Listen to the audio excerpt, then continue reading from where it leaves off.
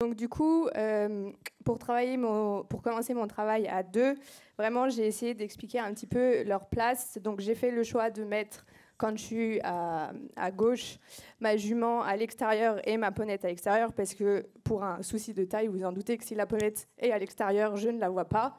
Et aussi, il faut que la petite, elle parcourt moins de distance que la grande, parce que elle a des plus petites pattes. Mais bon, je me suis rendu compte qu'elle était beaucoup plus sensible et beaucoup plus d'énergie. Donc des fois, elle dépasse un petit peu la grande, qui, vu qu'elle est à l'extérieur, a des fois un peu appris à ne pas faire. Donc ça a vraiment été mon travail de garder la motivation de la grande qui est à l'extérieur et de canaliser un petit peu l'énergie de la petite à l'extérieur. Donc il faut savoir que tout ce travail, au départ, je l'ai commencé dans un rond de longe,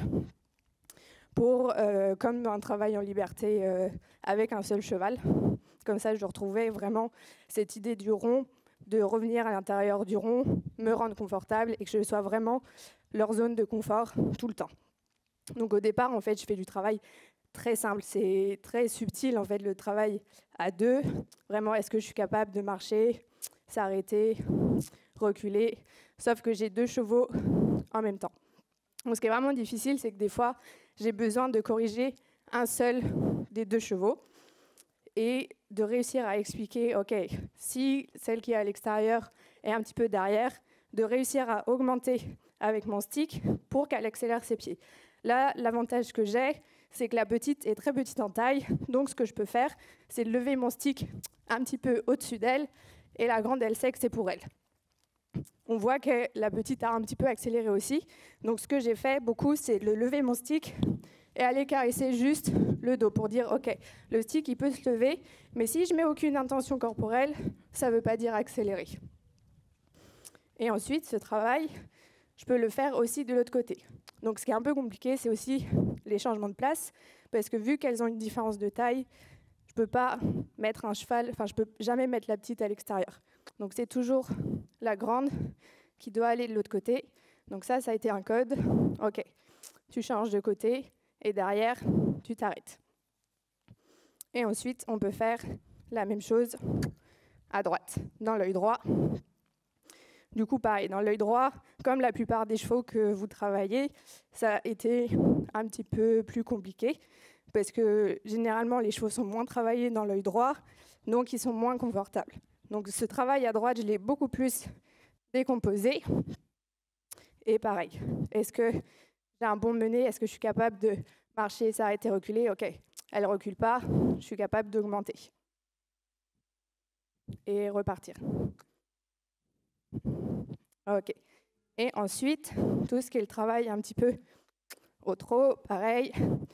Et moi, je les garde toujours un peu sur une sorte de cercle à l'extérieur pour parcourir moins de distance et après les rappeler vers moi et que je sois toujours leur zone de confort, qu'elles aient qu'une idée, toujours, c'est de revenir vers moi, de chaque côté. Et on peut refaire un changement de côté. Faire la même chose à gauche et petit à petit, j'ai aussi emmené un petit peu le mené au galop.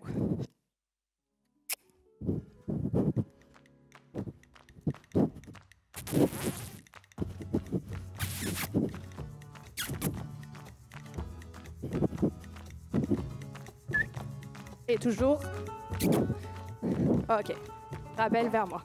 Donc voilà, là on a vu un bel exemple de toujours la grande qui traîne un petit peu derrière et la petite qui va un petit peu trop vite.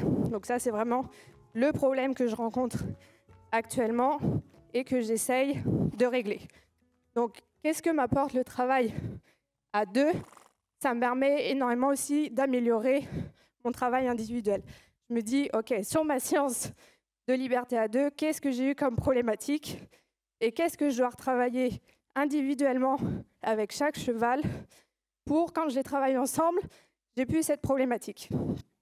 Donc, essayer d'apporter de la finesse, de la motivation chez la grande et chez la petite, essayer d'avoir un tout petit peu moins de sensibilité par rapport aux outils, parce que c'est vrai que je l'ai toujours gardé très sensible aux outils, à mon intention corporelle, mais du coup, là, elle est un peu trop sensible. Donc, j'essaye d'enlever un petit peu de sensibilité pour pouvoir faire un peu des gestes sans qu'elle réagisse. Ensuite, moi, je leur ai appris aussi quelques figures de spectacle. Donc, avec les deux, j'ai mis en place ces figures de spectacle et j'ai voulu conditionner quelques figures de spectacle ensemble. Donc, ce que j'ai fait, pour un côté un peu plus spectacle, parce que moi, c'était un peu aussi ce qui m'intéressait, parce que je fais un petit peu de spectacle, ça a été de, pouvoir aussi un peu séparer ce que chaque cheval fait. Donc là, je vais essayer d'expliquer à mon poney, juste, tu restes ici, et de pouvoir envoyer mon cheval sur le cercle autour du poney. Et éduquer un cercle, qu'elle cercle toute seule, sans trop que j'intervienne, et que la petite reste à sa place. Ok, good. Et qu'elle revienne vers moi. Ok. Ça, pareil, ça a été un gros travail parce qu'on voit un peu à chaque action que je fais, la petite, elle réagit tout de suite un petit peu, elle est très sensible. Donc ça, je sais que j'aurais encore besoin de beaucoup le travailler, mais c'est déjà beaucoup, beaucoup mieux qu'avant parce qu'en plus, vu qu'elle avait cette peur par rapport à la grande, dès qu'elle passait un petit peu proche, la petite partait par peur de se faire un petit peu croquer. Donc voilà, j'ai dû la rassurer aussi vis-à-vis de ça et lui dire, la jument, elle peut trotter autour de toi en cercle, elle va pas venir t'attaquer et c'est juste, elle est au travail et tout va bien. Donc ensuite, pour commencer le travail un petit peu plus en liberté, là pour aujourd'hui, vu que je suis dans un grand espace, dans un environnement qui n'est pas forcément le plus facile, je vais commencer par en lâcher que une des deux. Donc je fais le choix de lâcher que ma jument qui est à l'extérieur et je vais évoluer un petit peu en musique juste comme ça. C'est vrai qu'à la maison, je l'ai pas... Oui. C'est vrai qu'à la maison, je les ai mises assez directement en liberté ensemble. Je n'avais pas trop fait ce travail d'en prendre qu'une en liberté, surtout dans le rond de longe, parce que j'avais un peu cette sécurité du rond de longe.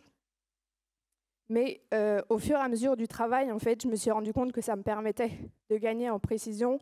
Et si, la grande, elle traîne un petit peu à l'extérieur, sans vouloir trop agir sur la petite, j'ai gardé la grande en liberté. Et j'ai corrigé certaines choses en liberté avec la grande. Donc on va mettre un petit peu de musique juste pour ça.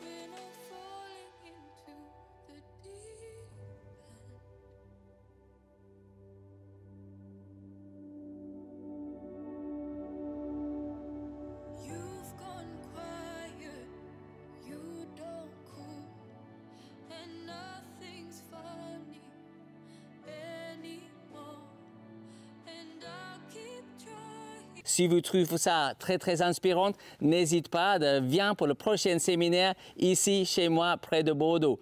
Et appréciez toutes ces vidéos-là avec des élèves, avec moi-même et plein d'autres personnes en train de partager un maximum d'informations et inspirations avec les gens ici présents. Soyez sûr d'abonner sur la chaîne et aussi cliquer sur la cloche pour avoir les notifications. Comme ça, chaque fois qu'il y a quelque chose d'intéressant, vous allez être notifié.